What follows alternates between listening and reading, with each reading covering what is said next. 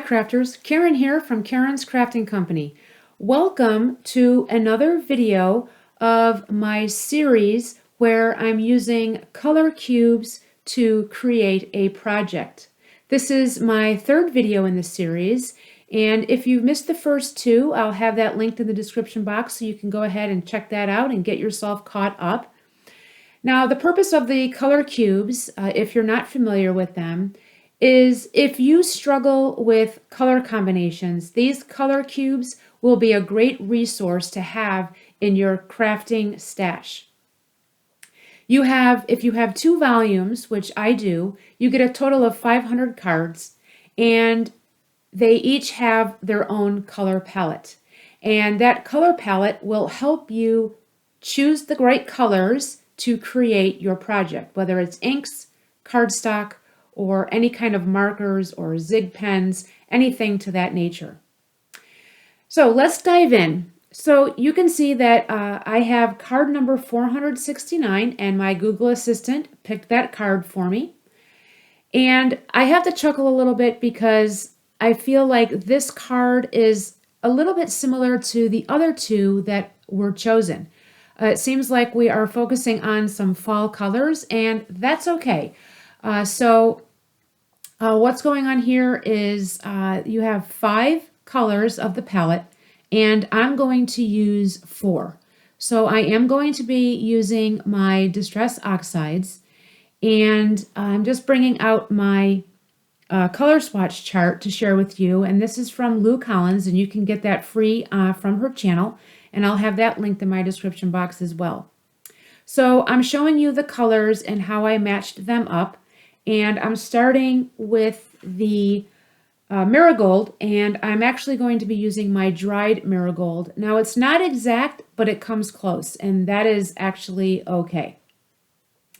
And then for like the orangey red, more like the reddish color, I am bringing in the crackling campfire. And, again, if you saw the last 2 videos, I've been using that same color. And then I'm also bringing in this aged mahogany for my crimson color. And I'm kind of leaning towards the darker side there that you see on the right-hand side. And then for the dark burgundy, which to me looks like a dark brown, I'm actually going to be using my VersaFine Clair Pine Cone brown ink for that. So I'm going to be creating a card where I'm using the eclipse technique. So basically, so I'm not here, I'm going to go through all the materials. I'm using a craft card base, and I brought in some white cardstock to layer on the inside for my message. I have 2 pieces of the Solar Nino white cardstock, one for the actual stamp that the image will go on, and then that larger piece will be used as a mat, and you'll see how I do that a little later on in the video. The stamp sets that I'll be using I'm using this old oak tree from Woodware, and I'll be using that large tree. And then for my sentiments, I'm using the Hello Sweet Friend from the Friendship Blooms by Gina K. And then for my die cut here, I brought in a fancy swirly type square, and that's what I'm going to use as part of my eclipse. And then those Q-tips will be used to help with the tree, and you'll see that in just a minute. So I'm bringing in my stamping platform, and I'm placing the tree on the smaller piece of white cardstock. Now I don't want it on the entire piece of that cardstock, so I'm going to have it come off the edge on the left side. So I'm bringing in the Pinecone VersaFine Clair, and I'm going to ink up the stamp. And because I have this sideways, I realized that I didn't ink the correct side. So here I end up inking the whole tree, and that's okay. So I go ahead and I press that down, and with VersaFine Clair inks, you usually get a really good impression the first try. And that's one of the things I like about the VersaFine Clair. Now what I'm going to do is I'll set this to the side, and I'm going to bring in my Wow Clear super fine embossing powder, and I want to give it a little bit of a shine. And because it is pigment ink, I don't want any smudging, so if I put the clear embossing powder on it, you know, in conjunction with giving it the shine, it will also avoid any smudging, since pigment ink takes a little bit longer to dry. So I bring in my heat tool and I am heat setting that, and you can see that it has, the powder has melted. And now what I'm going to do is I'm going to bring in my 3 inks, the dried marigold, the crackling campfire, and the aged mahogany. Now what I'm going to do is, because these resemble fall colors, I'm using the Q-tips and I'm going to create leaves. And I'm just going to spread out the 3 colors on the tree. And it's all going to look like the tree has some leaves on it. Now I do have to ink the Q-tip a couple of times to get a good impression. That's probably because of the Q-tip, and maybe because it is an oxide ink. And I know some people aren't fans of using oxide inks as to help with stamping, but I typically don't have a problem with that. So I'm continuing on, moving to the crackling campfire and getting some of those colors on there, and I'm just spreading them throughout the tree. And you know, there's no rhyme or reason. You can start with any color, and you just, you know, find random spots and you just dab the Q-tip onto the spots of the tree. So I finish up with the crackling campfire, and then I will move on to the aged mahogany. Now I think my aged mahogany might be a little bit dry, so I may have to get that re-inker and juice that one up, because I feel like I had to press relatively harder than I did for the other 2 colors. But nonetheless, it still works out, and you know, you can definitely see the colors. And I really like the combo of these colors on that tree. And this stamp set is pretty versatile, so you can use that tree for any of the seasons. You can use it at, like I am now, for fall.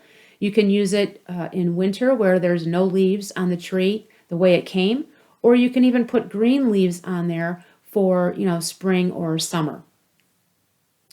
So now that I finished that, I'm going to bring in the other, oh, actually, I'm sorry, I'm going to now make grass on the bottom of this piece of cardstock. Now, you may be wondering why I'm not using green. And I'm not using green because it's not part of the color palette. I am strictly using the colors that were on the palette. So I'm just using the tip of the tree on the stamp, and I'm just stamping up a little bit and then placing it on the cardstock, and it looks like grass. So I finished that up, and I don't go quite all the way across. I do come short just a little bit, and that's fine. I'm totally fine with that. And now that I have that done, now I'm going to bring in the other cardstock piece and create my mat. So I'm using the aged mahogany. I wanted to pick up that color from the leaves of the tree. And I wanted to, you know, all I'm doing is adding it to the perimeter of this rectangular piece of cardstock. And that will be the border or the mat for the card front. And I'm just going around, and, you know, it doesn't have to be perfect. You know, you don't have to ink the whole piece of cardstock, since the majority of it will be covered. So now I will put well, I'll just kind of rest it there. I thought I was going to put it on top of the mat to see what it looked like. So now I'm bringing in my square die, and I'm now going to create the eclipse. So I'm going to die cut that out using my Sizzix machine, and as you can see, a part of the tree was cut out, and that is the whole purpose. And I'm using my Friendship Blooms Hello Sweet Friend sentiment to place on there. And I am bringing in my VersaFine Clair Nocturne ink. And, you know, as I'm doing the voiceover, I realized that, I could have used the pine cone VersaFine Clair, but oh well, it's fine. The black works just as well. And I'm going to heat emboss that again with the clear embossing powder to give that a little bit of a shine and let it stand out a little bit more. So again, I bring in my heat tool and I get that heat embossed. And then once that is finished, I will bring in the double-sided foam tape after I get my card base placed onto my mat, and then I will show you how I layer that square. So I see I have tape sticking out on the bottom, so I'm just tucking that, folding it under so that it's not sticking out and making it all sticky. And I have some ink there that was smudged on the right side. So I'm bringing in my ink eraser and I'm going to erase some of that ink. Now, to get the best results for this, you want to make sure that the ink is dry. If you try to erase it while it's wet, it will not come off. So you really want the ink to be dried, and then use the eraser and that ink will go away.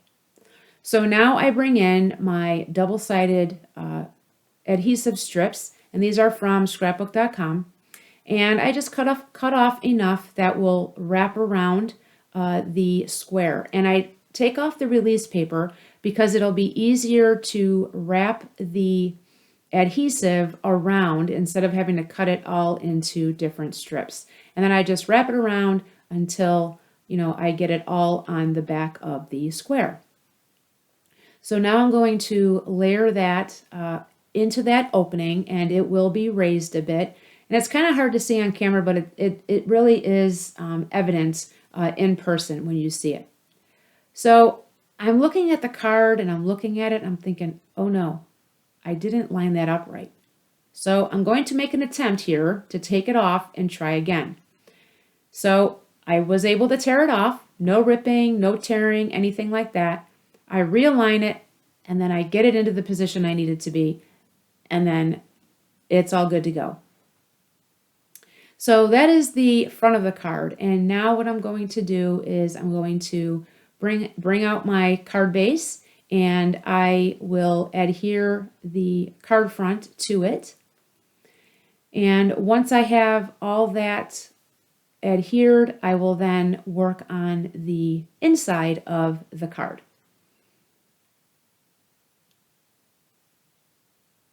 So just making sure it's lined up and centered. And I do have enough of a border from the card base to show, and that's perfectly what I wanted. That's perfect for me. And if you want less of a border, then you just need to make your cardstock, the white cardstock, a little bit bigger.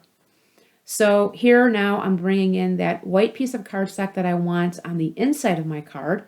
And before I adhere it, I'm going to create a border, a grass border, again, kind of like what I did on the card front. And I'm just going to go ahead and do that all the way across the bottom of the cardstock. And again, sticking with the brown, sticking with the colors of the palette. And now that I've got that stamped, I'm going to use my ATG gun, get that tape on there, and now tape it down to the inside of my card base. And that is my take on card cube number 469. And until my next video, friends, I hope your day is a crafty day. Thanks so much for watching, and we'll see you again real soon. Take care, everyone. Bye-bye.